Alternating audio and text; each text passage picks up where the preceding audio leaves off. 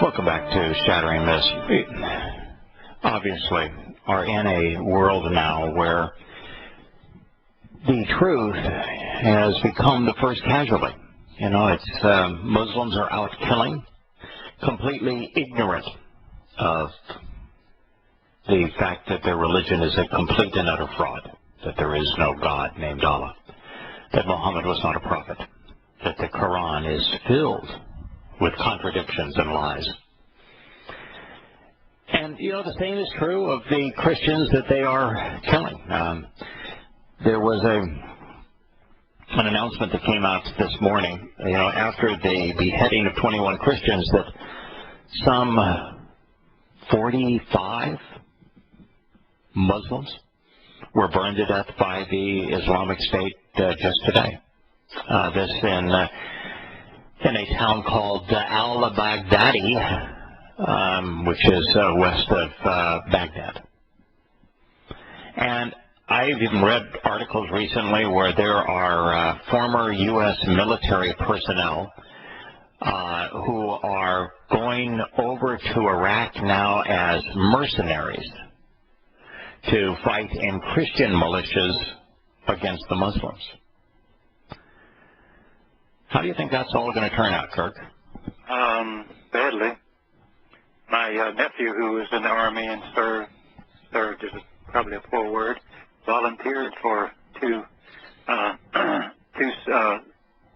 over there in Iraq. He came back a bit disillusioned as well as injured, and but they offered him.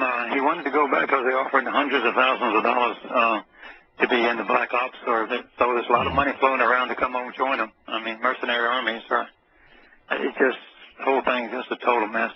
Hundreds of thousands of dollars to be part of a mercenary army. Mm-hmm. Oh, yeah. And who's offering this? Probably the CIA, if you really want to know the truth. They say these different companies, but they all seem to be... Remember when we still had a lot of control over so-called over Afghanistan? A lot of it was in Afghanistan, and then they were rebuilding this, that, and the other, and they asked for security forces. So they would offer them if you leave the army or you're about to finish up your hitch, come back and join us. Right. Oh yeah, there was re-enlistment bonuses, and they were large. Yeah. And now what we sit with is that the CIA is paying for a mercenary army. It's a way that they can have plausible deniability. Mm-hmm. I'm sorry, Liam was going to say. Yeah. Well, it's pathetic. You know, it reminds me of the story that Yosha reminded us of in Yahowah 3, where he was talking about the reference to Moshe lifting up the serpent on an upright pole. And the reason it reminds me of this is that God, what the people wanted was to rid the realm of snakes. Mm-hmm. They wanted God to eliminate the snakes. God said, no, I'm not going to do that. I'm not going to eliminate the snakes because there's a purpose in a serpent. And the serpent, of course, we're not talking about, from God's point of view, the symbolism has nothing to do with the creepy crawly thing. Mm-hmm. It has all to do with the adversary, Hasatan, Halal ben Shakar, Satan, who he refers to as a serpent, as a snake, because it slithers around and bites the unsuspecting, and its bite is venomous. It'll kill you. You'll die. And you'll die typically of paralysis before you succumb. And the reason that God says, I'm not going to rid the wilderness of snakes is that it's those snakes that provide the option to be stupid, to be religious. And that option's got to be there. Otherwise, there's no purpose of having free will or choice or why have an invitation to join Yahowah 7 times a year at his Moed Mikre if there isn't any other option. Can you still hear me? Yeah, go ahead. Oh, okay, sir. About the mercenaries, that's unusual because so often we're told that privatization leads to greater efficiency. Well, if they're paying hundreds of thousands of dollars to these ex-military guys, they were clearly costing a lot less when they were part of the military. So that's the opposite of privatization being efficient. Well, the issue is that in the military, the actual cost of the individual is much greater than paying them $100,000 to be a mercenary, because of the support and control mechanisms and the training and the weaponry. And it's the U.S. military costs about $650 billion. And then if you add that to our spy apparatus like the CIA and NSA to it, it's about $1 trillion a year. We're squandering $1 trillion a year because it's really expensive and very inefficient. So, yeah, it is true that the individual costs are higher privatized, but not the collective costs. And the reason that I was making the transition here, and it's a valid point, is that these mercenaries, the American CIA, the American military, the religious zealots on all sides, the Zoroastrians, the Christians, the Shia Muslims, the Sunni Muslims, all of the religious belligerents, they're the serpents. And the wilderness now, it's not like there are an occasional serpent that will slither up to you and bite you. It's like, did you see the Indiana Jones movie where he climbed down and then fell down into the pit, and the pit was just covered, the entire bottom of the pit was covered with snakes? Yeah, that is what we have in much of the world now, where every step is a snake. And God said, I'm not going to get rid of the snakes. The snakes serve a purpose. What I'm going to do is I'm going to provide you a remedy for the snake. And all three of us, at one time in our lives, were one of the snakes. Mm-hmm. We'd all been bitten by the snake. You went to Bible college for a while there, Glenn, and both Kirk and I, we were engaged big time as Christians. And so, it's there has to be a remedy for that venom, and it is. And and Yahowah provided, the brazen serpent for them to look upon and to heal. Right. But one thing in terms of humans having the power to be stupid and corrupt things, I believe it's also the case that later on under the reforms of Hezekiah, that serpent was destroyed because the people began to look at to it as like an idol. Right, object to worship. Yeah, that's how we are. When Yosha said, I'm not going to trust my testimony to men because I know what's in men's hearts and it's evil that lurks there. We, as humankind, have this tendency to corrupt most everything for personal gain, and you can turn an object. And the purpose of the brazen serpent was that Moshe, who was the conduit through whom Yahowah gave us his Torah teaching, said, I'm going to lift up on the upright pole here a remedy for the serpent. Now, it wasn't a remedy for the wombat. Otherwise, we'd have put a wombat on the pole. It wasn't a remedy for a platypus. So there were no platypi up there on the pole. It was the object on the pole represented a solution for the venom of a serpent's bite, the toxins associated with that, which are the symbol for religious corruption. And all Yahweh is saying is that upon this upright pillar, if you look upon the upright pillar, which is symbolic of Yahusha, symbolic of the central post of the tabernacle, the upright one, if you look upon that, there's a cure, and yet they turned it, the symbolism, into a religious icon and into a god. Yeah, we're pretty twisted in that way, aren't we? Yeah. We like the twisting. It's a good thing Bill Clinton isn't still president during this age of ISIS, because he's not even sure what the meaning of is. So I could really throw him off. See, we can twist anything. Yeah, but I think he was questioning what the meaning of it is. No, it depends on what the meaning of is. No, it depends on what the meaning of is. Yeah. Oh, okay. I thought it was it, because he was saying, did you have sex with that woman? And No, that wasn't the context. No, that wasn't the context. It was what the meaning of is. Yeah. But anyway, so by the way, have you noticed how, speaking of humans twisting things to avoid things they don't want to see or deal with, have you been following the Danish spoutings about IS and the killings over there?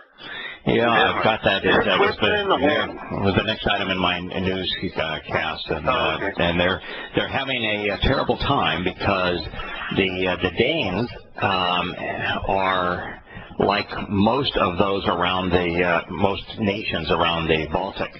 They pride themselves in tolerance. They were among the first to embrace the political correct concept of tolerance with a vengeance. I mean, they are tolerant to religious zeal, and they don't recognize that it's their tolerance that has made the merciless merciless. When you tolerate everything, then you're tolerating evil, and it's this tolerance which has enabled evil to infect their society, and their inability to distinguish it as evil because they're tolerant, that has led to the constant onslaught of Islamic terrorism in the Netherlands, just as it is also in France, another country that prides itself on its extreme tolerance. Tolerance is not a virtue. Tolerance is not merciful. It's not compassion. It's the opposite of those things. And that's the problem. Cowardly. It's cowardly, too. Yes, it is. Yeah, it is. It's merciless. We'll be back, and we'll talk about that serpent on the upright pole. Returning to Yosha's statements in Yochanan 3, when he said that, he says, just as Moshe lifted up the snake in the desert, so likewise, in the same way, in the same manner, the Son of Man must be lifted up, in order that everyone who relies on him might have a hold on eternal life. So he is equating himself, his role as the Son of Man, not, by the way, the Son of God, which is kind of interesting, isn't it, as the Son of Man, to this Moshe lifting up the snake on the upright pole in the wilderness. So there's a connection that needs to be made there, and it wasn't a cross that snake was on. And it wasn't just a happenstance kind of a situation that Yosha was up on an upright pole on any day of the year. It was Passover. Yeah. So there's a connection between the upright pole providing a remedy during Moshe's time and the upright pillar of the doorway to life being sprinkled with the blood of the Passover lamb. Got to think these things through. If you don't think them through, because he said it's in the same way. And who was the one that provided the remedy for the snake bite? Was it Yahowah? Yeah, it was Yahowah, wasn't it? Wasn't Jesus Christ? No, he was he was the lamb. Yeah, in the same way. This is how the text reads, and by the way, it speaks of eternal life. It doesn't say salvation. Christians are wont to equate eternal life to salvation, but eternal life is just one aspect of salvation, is it not? Right. That's the first Passover. Yeah. And you can have eternal life and not be saved. Correct.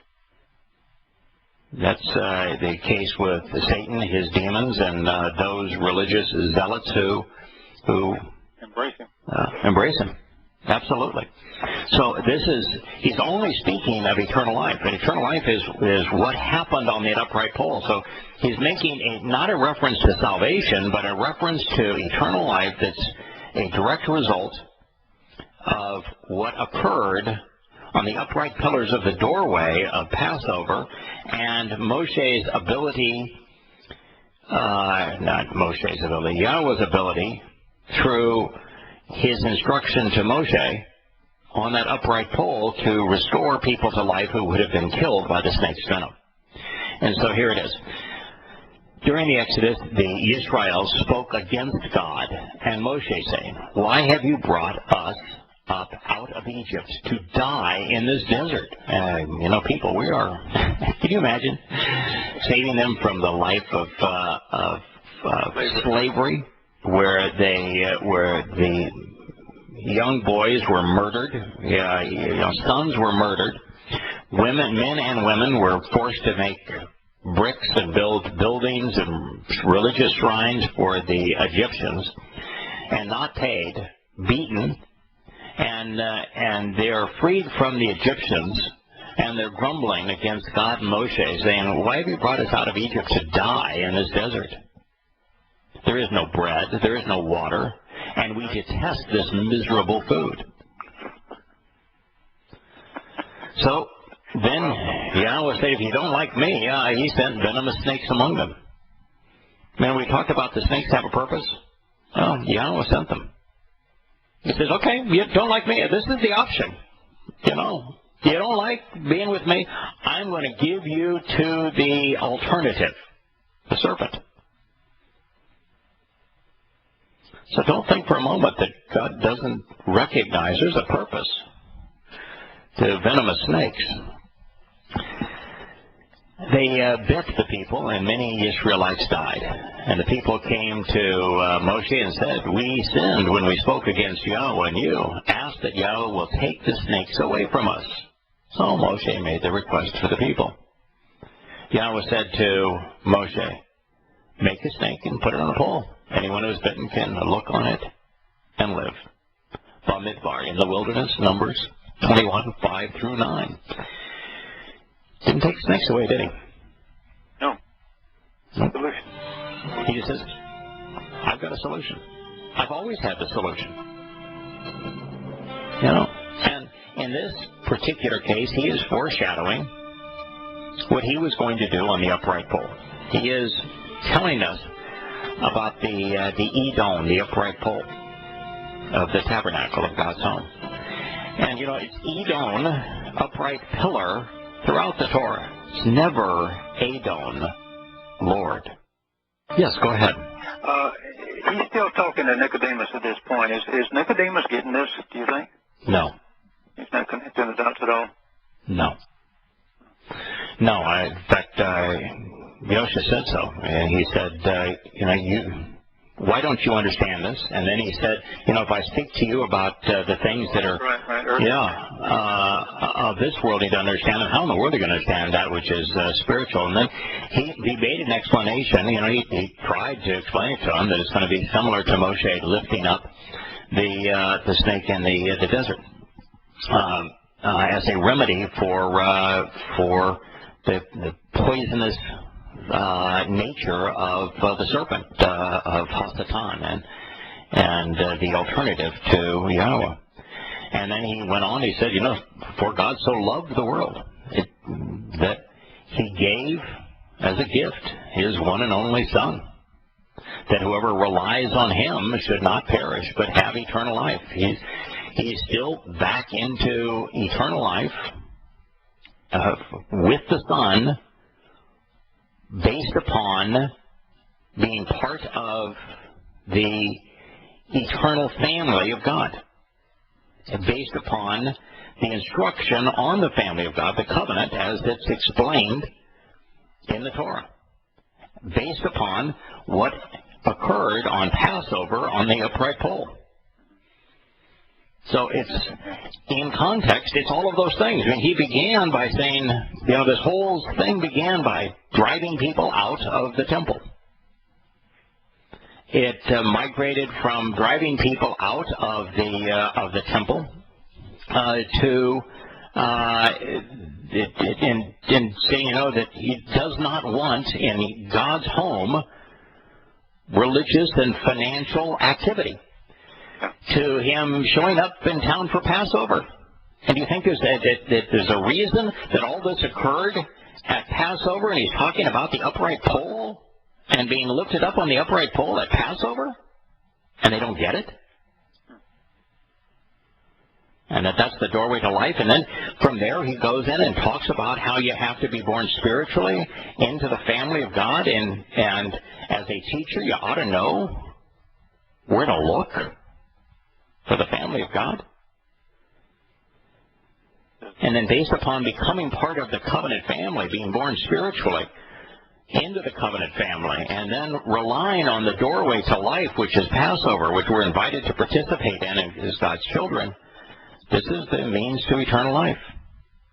So he understands absolutely nothing. So the benefit. No, and Nicodemus isn't following him. So the benefit of religious learning is zero. Yeah, the problem is that if you've been indoctrinated as in religion, or if you were an indoctrinator, which he would have been as a leading rabbi, as a Pharisee, once you've gone to the point that you're actually indoctrinating others in the religion, there really isn't any hope for you. Then it's over. So I think that was the problem with Nicodemus. Certainly up to this point he didn't get it, but I wouldn't say that Nicodemus is alone. No, there isn't a single Christian that gets it. They don't know where to look. They don't know who the set-apart spirit is. They don't know what the family of God is. They don't know understand the reference to the upright pole, why this is in conjunction with Passover. They have not made any of these connections, and therefore they're not in a position to trust and rely. Well, you still have to dig it out. Even if you go to the Torah, you still have to dig out and see what these words actually mean, because it's so copy-edited. So it takes a lot of work.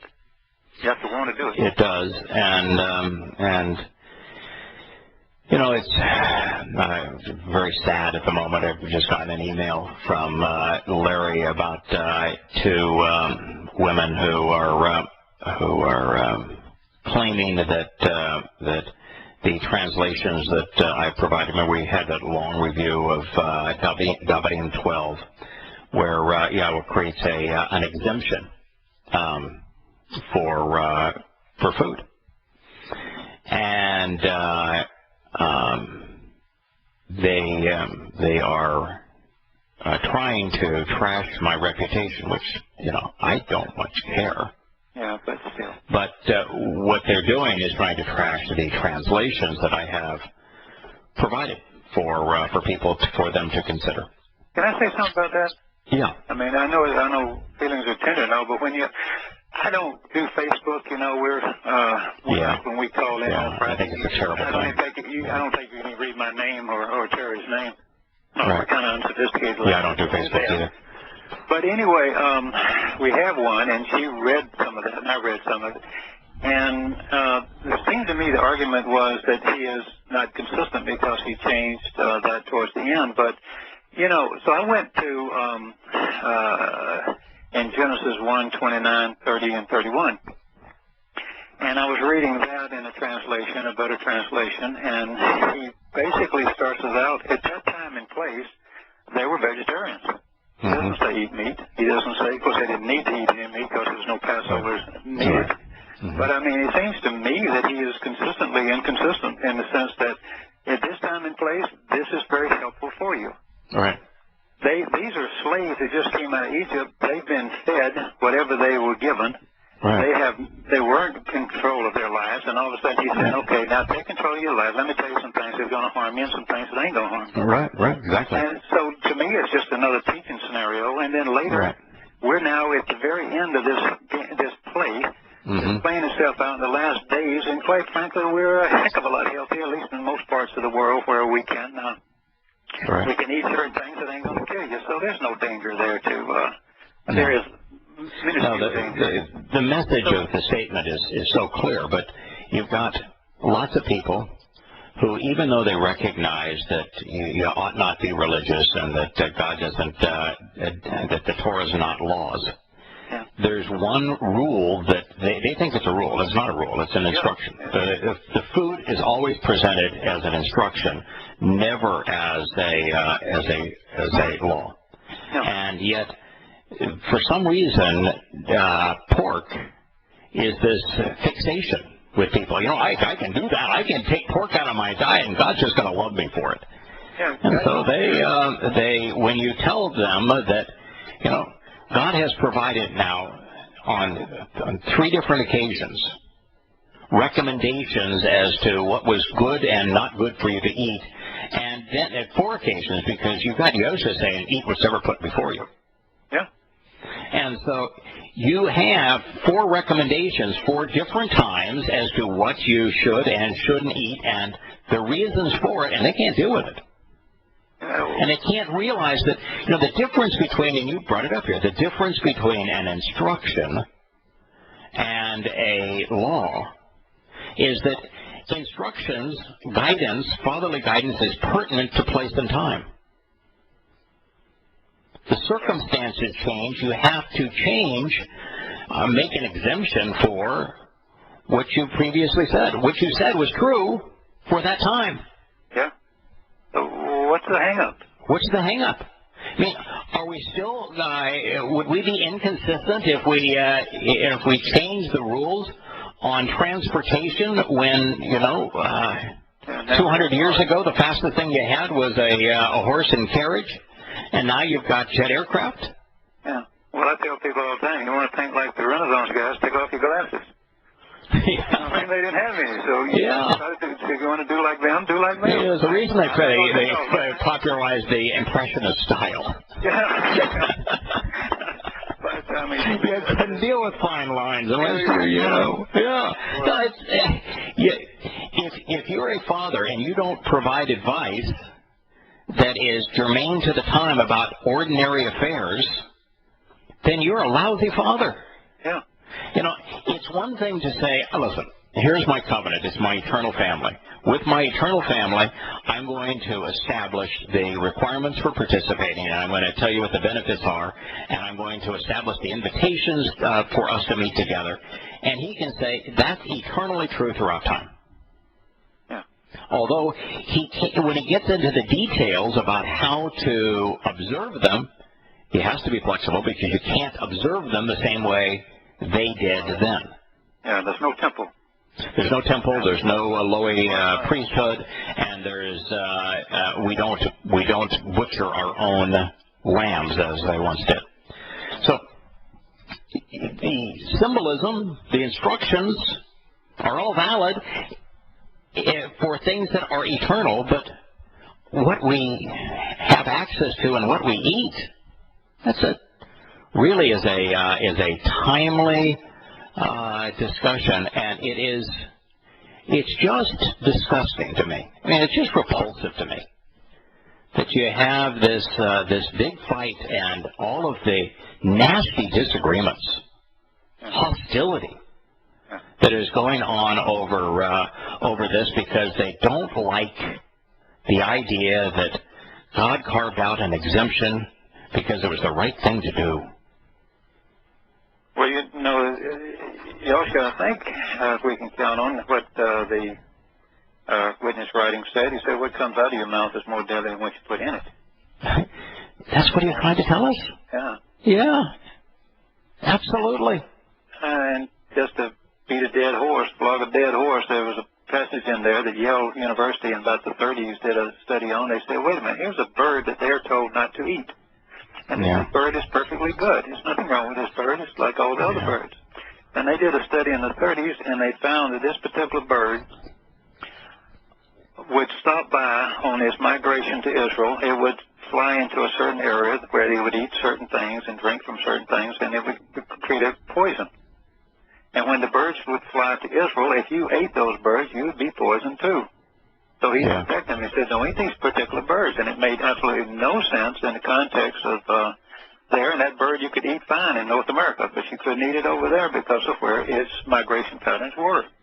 Yeah. So I mean, come on, guys. Yeah. And in this particular case, you've got these two women that are purporting to have talked to Hebrew scholars. They say 5 of them. We just talked to one called Nicodemus. We've been listening to one called Nicodemus. How good is it? Anyway, the Hebrew scholars, and their issue is there's a third-person masculine singular pronoun that's associated with the second verb of call, which is to eat, in the Devarim 12:15 passage. And they, as singular, it can't refer to the clean and unclean because those are two. It's referring to the meat that you can eat, which is masculine, and it is singular. Welcome back to Shattering Myths. We're having a conversation about Devarim 12, where Yahowah creates an exemption for food.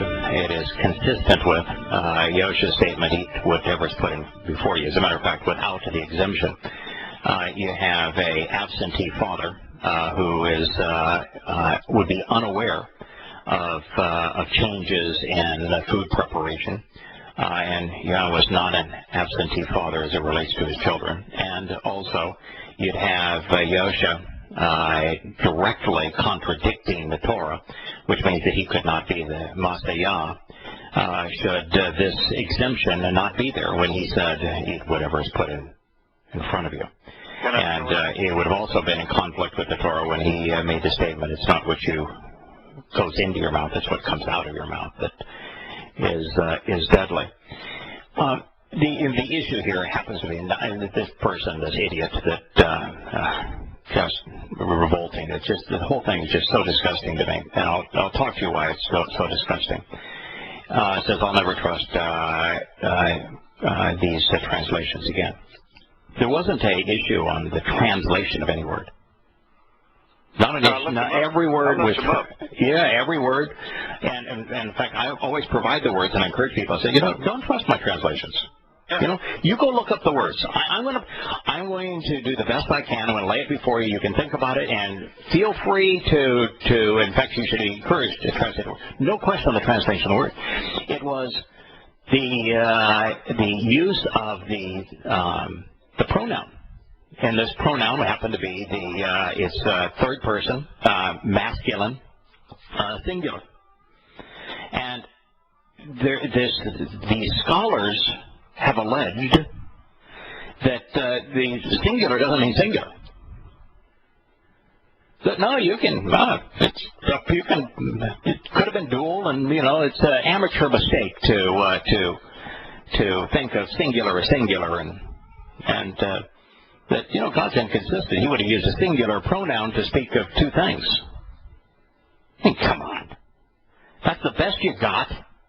And for that, you're going to go into a diatribe about scholars and trusting and translations. I mean, Kirk, I don't get paid for any of this. I know. It's just why bother. I mean, you don't either. I do it so when it's fun. You join, I really enjoy doing programs with you. Well, thank you. And and when it's fun, it's worth doing. But this is not a job. No. I'm not a Lowy. Yeah. I'm not. If it ceases to be fun, I'm going to stop doing it. Yeah. And it's things like this that I just find repulsive. And what's amazing here is even if you were to change the meat being clean or unclean to the unclean or clean or unclean people can eat it, it's still an exemption. The only reason they don't care about that exemption is that's an exemption to something they don't pay any attention to because they don't pay any attention to the instructions on hygiene. because they recognize hygiene has changed so much. They don't pay any attention to those. They pay attention to the goddamn pig. Yeah. Well, there's a ton of things, kind of like a bunch of old rabbis in the Talmud again. Oh, my goodness.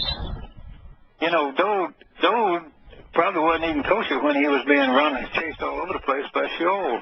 No. In fact, kosher is a religious concept. I know. Get a grip. Oh, my goodness. So you actually did, personally, I will never go. And I will never seek out any of this. I never read it. I never respond to it. Larry's a good friend. I like Larry. I mean, I know that Larry rubs a lot of people the wrong way because he's very aggressive and blunt. I like that style. I like people who are blunt. So I like Larry. And so this response is something that Larry sent to me as the show was being aired here today. And so I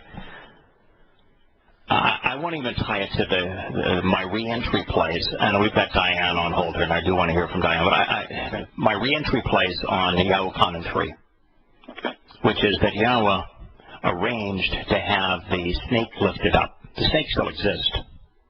He arranged to have a remedy. And, you know, if you want to quibble about, I'm sorry, Diane, for not being able to bring you in. I hope you can call in tomorrow. If you want to quibble about the do's and don'ts, then at least acknowledge that the Torah does not exist for perfect people. No. The Torah exists to perfect us. It's the remedy. And that happens on Matzah. Yes, absolutely. Thank you, Kirk.